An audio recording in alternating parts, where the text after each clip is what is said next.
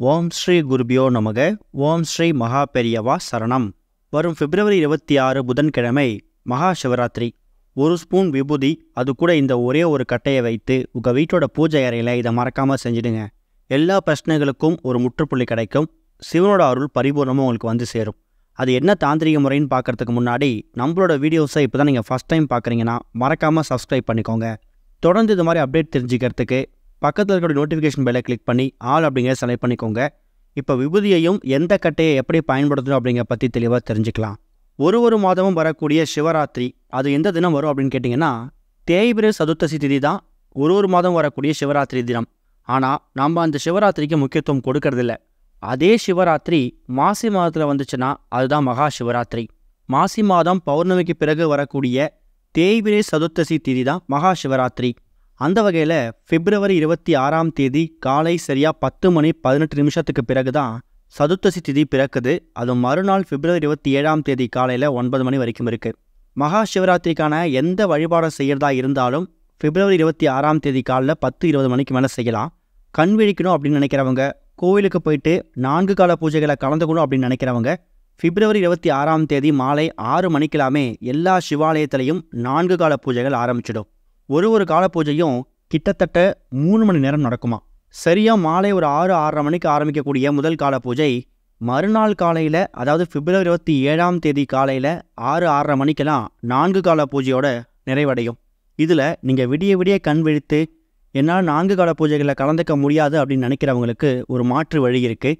அதுதான் 3வது கால பூஜை அப்படின்னு அழைக்கப்படக்கூடிய நிஷித்த கால பூஜை. அதாவது பார்வதி தேவி இந்த 3வது கால பூஜையில் தான் சிவபெருமான மகா சிவராத்திரியில் வணங்கி தனக்கு தேவையான விஷயங்களை வாங்கிக்கிட்டாங்க அப்படிங்கிறது ஒரு பெரிய நம்பிக்கை.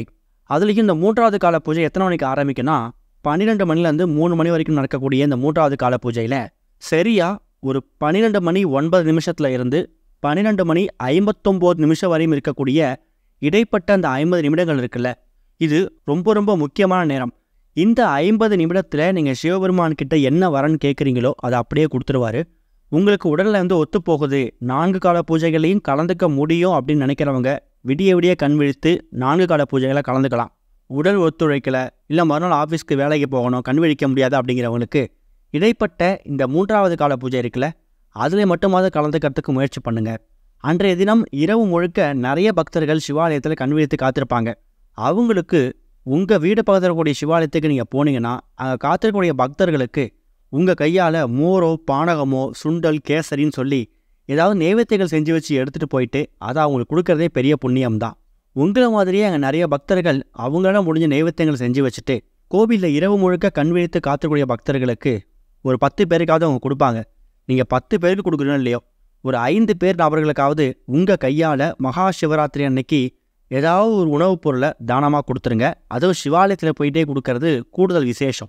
அதே மாதிரி கோவிலில் சிவராத்திரி முடிஞ்சு பக்தர்கள் வெளில வருவாங்கள்ல, அந்த நேரத்தில் உங்கள் கையால் விபூதி அப்புறம் குங்குமம், இது 2 பொருட்களையும் பக்தர்களுக்கு கோவிலேருந்து வரக்கூடிய வெளில வரக்கூடிய பக்தர்களுக்கு கொடுக்கறது கூடுதல் விசேஷம். சரி, இது எல்லாமே மகா சிவராத்திரி அன்னைக்கு நீங்கள் கோவிலில் செய்யக்கூடிய எளிமையான பரிகார முறைகள், வழிபாட்டு முறைகளும் இப்படி தான் இருக்க போகுது. இது போக இப்போ நாம் சொல்லக்கூடிய இந்த வழிபாட்டு முறை இருக்குல்ல, ஒரே ஒரு ஸ்பூன் விபூதி, அது கூட இந்த ஒரு கட்டையை பயன்படுத்திக்கணும்.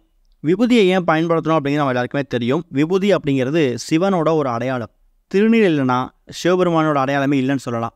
அந்தளவுக்கு சிவபெருமானுக்கும் திருநீருக்கும் ஒரு தொடர்பு இருக்குது. நீங்கள் நெத்தியில் ஓம் நமச்சிவாயன்னு சொல்லிக்கிட்டு திருநீர் அணிஞ்சிக்கிட்டு சிவபெருமானை நோக்கி கையெடுத்து கும்பிட்டு என்ன வரன்னு கேட்குறீங்களோ அதை உங்களுக்கு வாரி வழங்கிடுவார். அந்தளவுக்கு திருநீர்னா சிவபெருமானுக்கு ரொம்ப பிடிக்கும். அப்பேற்பட்ட சக்தி வாய்ந்த திருநீரை ஒரு ஸ்பூன் எடுத்துக்கோங்க. இதுக்காக நீங்கள் புதுசாக திருநீர் விபூதியை வாங்குகிற கட்டாயம் கிடையாது. ஏற்கனவே உங்கள் வீட்டில் நீங்கள் பயன்பாட்டுக்காக வைத்திருக்கக்கூடிய அந்த விபூதி திருநீரை பயன்படுத்திக்கலாம். அடுத்ததாக இந்த ஒரே ஒரு கட்டை சொன்னோம்ல, இது என்னன்னா அதிமதுரம். இந்த அதிமதுரம் அப்படின்னு சொல்லக்கூடிய இந்த சின்ன கட்டை இருக்குல்ல, இது எங்கே கிடைக்கும்னா நாட்டு மருந்து கடைகளில் கிடைக்கும். இது பணவசியம் ஜனவசியம் 2த்துக்கும் பயன்படுத்தக்கூடிய அற்புதமான ஒரு பொருள். மகாலட்சுமி தாயார் வாசம் செய்யக்கூடிய 108 பொருட்களில் இந்த அதிமதுரமும் ஒன்று. இந்த அதிமதுரத்தோட சக்தி ரொம்ப பெருசு. அதாவது இந்த அதிமதுரத்தை எந்த இடத்துல வைக்கிறீங்களோ அந்த இடத்தை தன் பக்கம் வசியமாக்கி கொள்ளக்கூடிய சக்தி வந்து இந்த அதிமதுரத்துக்கு இருக்குது. உதாரணத்துக்கு வீட்டில் தங்க நகைகள் பீரோலாம் வச்சுருக்கீங்களே, அந்த தங்க நகை பெட்டிக்குள்ளே போயிட்டு இந்த அதிமதுரத்தை நீங்கள் பூஜை பண்ணி வீட்டில் வச்சுட்டிங்கன்னா உங்கள் வீட்டில் இருக்கக்கூடிய தங்க நகைகள் உங்கள் கையை விட்டு வெளில போகவே போகாது. ஏன்னா அந்த அதிமதுரம் தன் பக்கம் வசியம் பண்ணி வச்சிருக்கும். அந்தளவுக்கு வசியத்தன்மை இருக்கக்கூடிய ஒரு பொருள் தான் இந்த அதிமதுரம். இந்த அதிமதுரம் எங்கே கிடைக்கும்னா நாட்டு மருந்து கடைகளில் நிச்சயம் கிடைக்கும். அப்படி இல்லைனா உங்கள் வீட்டு பக்கத்தில் இருக்கக்கூடிய டிபார்ட்மெண்ட் ஸ்டோரில், சூப்பர் மார்க்கெட்டில் ஏலக்காய், கிராம்பு, பட்டை இதெல்லாம் விற்கிறாங்கல்ல, அந்த இடத்துல இந்த அதிமதுரம் சின்னதாக பேக்கெட் பண்ணி விற்பாங்க. ரொம்ப அதிகமாக ஆகணும் அவசியம் இல்லை, ஒரே ஒரு துண்டு இருந்தால் கூட போதும். இந்த அதிமதுர கட்டையை ஒரு துண்டை வாங்கிட்டு வந்து வச்சுக்கோங்க. சரி, இதை ரெண்டுத்தையும் எப்படி பயன்படுத்தணும் அப்படிங்கிறது ரொம்ப முக்கியம். ஒரே ஒரு ஸ்பூன் விபூதி எடுத்துருக்கீங்களே, ஒரு பாக்கெட்லேயோ இல்லை கிண்ணத்தில் எடுத்துருப்பீங்களே, அதை சிவபெருமானுக்கு முன்னாடி சின்னதாக ஒரு தட்டோ இல்லை ஒரு கிண்ணமோ வச்சுட்டு உங்களோட வலது கையில் உள்ளங்கையில் அந்த அதிமதுர கட்டை அப்படிங்கிறது இருக்கணும். அதாவது உங்களோட உள்ளங்கையில் அந்த அதிமதுர கட்டை இருக்குல்ல, அதை உள்ளங்கையில் வச்சுட்டு கையை இறுக்கமாக மூடிக்கோங்க. அதுக்கப்புறமா உங்களோட விரல் நுனி இருக்குல்ல, அந்த விரல் நுனியை எடுத்து தனியாக விபூதி வாங்கி வச்சுருக்கீங்க பாருங்கள். அந்த விபூதியை ஓம் நமச்சிவாயன்னு சொல்லிக்கிட்டே விபூதியை எடுத்து நீங்கள் அர்ச்சனை மாதிரி செய்யணும். அதை எங்கே செய்யணும்னா, சிவபெருமான் ஃபோட்டோ சிலைக்கு முன்னாடி ஏதாவது ஒரு சின்ன தட்டோ இல்லை வெற்றிலை மாதிரி ஒரு பெரிய இலையை கூட வச்சுக்கலாம். அந்த இலையில் இல்லை அந்த வெற்றிலையில், அப்படி இல்லைனா ஒரு சின்ன தட்டு வச்சுருக்கீங்களே, அந்த தட்டு முன்னாடி நீங்கள் உள்ளங்கையில் இறுக்கமாக அதிமதுரத்தை மூடிக்கிட்டு தயார் செய்து வைத்திருக்கக்கூடிய இந்த விபூதியை கொஞ்சம் கொஞ்சமாக கிள்ளி ஓம் நமச்சிவாய ஓம் நமச்சிவாயன்னு அர்ச்சனை செய்கிற மாதிரி சிவபெருமானுக்கு முன்னாடி அந்த விபூதியை அதிமதுரத்தை கையில் வச்சுட்டு அர்ச்சனை செய்யணும். இது மாதிரி 108 முறை செய்யணும்.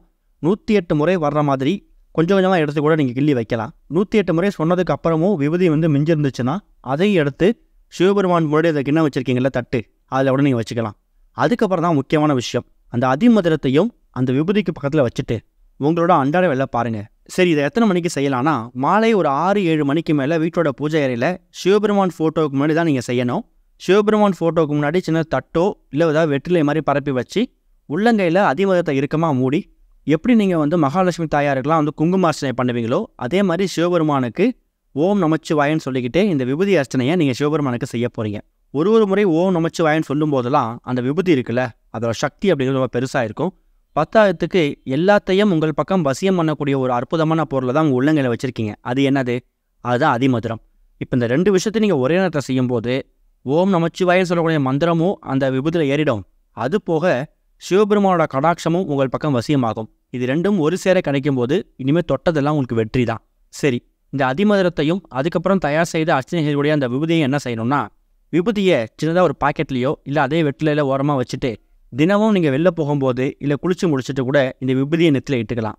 பெண்களாக இருக்க பட்சத்தில் விபூதி கூட கொஞ்சம் குங்குமமும் சேர்த்து வச்சுக்கலாம். அந்த அதிமதுர கட்டையை சிவபெருமான் ஃபோட்டோ சிலைக்கு பின்னாடி யாரு கண்ணுக்கும் படாதவாறு, அதாவது உங்கள் குடும்பத்தார் தவிர மற்ற கண்ணு யாருக்கும் தெரியாதவாறு ஃபோட்டோ சிலைக்கு பின்னாடி அந்த அதிமதுரத்தை மறைச்சி வச்சுடுங்க. அது அவ்வளோ சீக்கிரம் கெட்டு போகாது. பார்க்குறதுக்கு ரொம்ப எளிமையான பரிகாரம் மாதிரி தெரியும். உள்ளங்கையில் அதிமதுரத்தை இறுக்கமாக மூடிக்கிட்டு முடிஞ்சால் இந்த விபூதியால் சிவபெருமானுக்கு அர்ச்சனை பண்ணுங்கள். தட்டில் வச்சு அர்ச்சனை பண்ணுங்கள். ஒருவேளை அதிமதுரம் கிடைக்கல அப்படிங்கிறவங்க வெறும் விபூதியை மட்டும் பயன்படுத்திக்கோங்க, தப்பில்லை. ஓம் ஸ்ரீ குருபியோ நமக. ஓம் ஸ்ரீ மகா பெரியவா சரணம்.